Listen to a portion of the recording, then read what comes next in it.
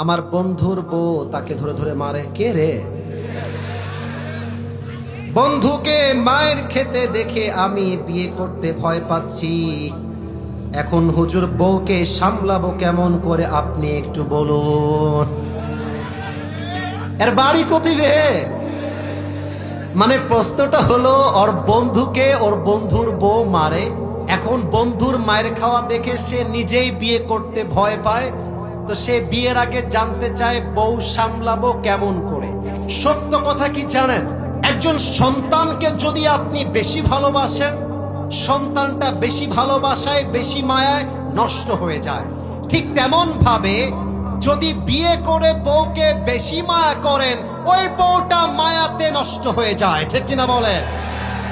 ওরে পাঁচশো রুটে পয়সা নষ্ট, যুবক নষ্ট মদে, ওই সমাজে গ্রাম নষ্ট, খাদক নষ্ট সুদে, টাউনে ঘুরে ছাত্র নষ্ট, কীটে নষ্ট ফুল,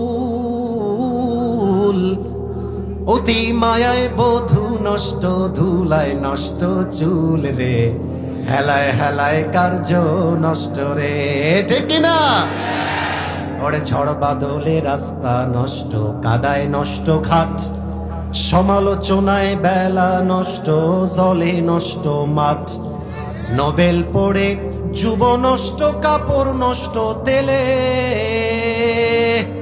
স্বামীর দোষে স্ত্রী নষ্ট, আদরে নষ্ট ছেলে রে, হেলায় হেলায় কার্য নষ্ট রে। ঠিক কিনা বলো? সন্তানকে বেশি মায়া করলে সন্তান নষ্ট হয়ে যায়, আর বউকে বেশি বেশি জান বললে বউটাও মাথায় চড়ে বসে যায়। আমার কথা হলো, বউকে যদি সামলাতে চান দিন দুপুর রাত সব সময় বলবেন আই লাভ ইউ জান। যত বেশি আই লাভ ইউ বলবেন আপনার বউ তত বেশি ইমপ্রেসড হবে। আর মাথায় রাখবেন, অনেকে এটা জানেন না, বউয়ের সামনে কিন্তু মিথ্যা বলা যায়, বউকে মিথ্যা বলা যায়। যেমন রাজশাহীর সাহেব বাজার থেকে একটা শাড়ি কিনেছেন, দাম হচ্ছে 2000।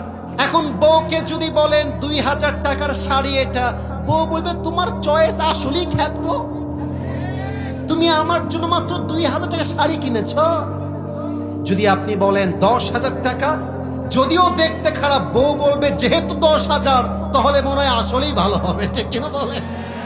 তো এই যে বউকে পাম দিলেন, মানে বউকে ঠিক রাখার জন্য আপনি যে বউকে একটু পাম দিলেন, এই পামের জন্য আল্লাহ আপনার আমলনামায় সাদাকার সওয়াব লিখে দিবে। সুবহানাল্লাহ পড়বেন না? আমি আপনারা হাদিসে আসছে স্বামী স্ত্রীর সম্পর্ক এত সুন্দর, এই ওদের বিয়ে হবে না। এই স্বামী যদি স্ত্রী হাতে হাত রাখে, আল্লাহ উভয়ের হাতের সগীরা গুনাহকে মাফ করে দেয়। সুবহানাল্লাহ পড়বেন না আপনারা?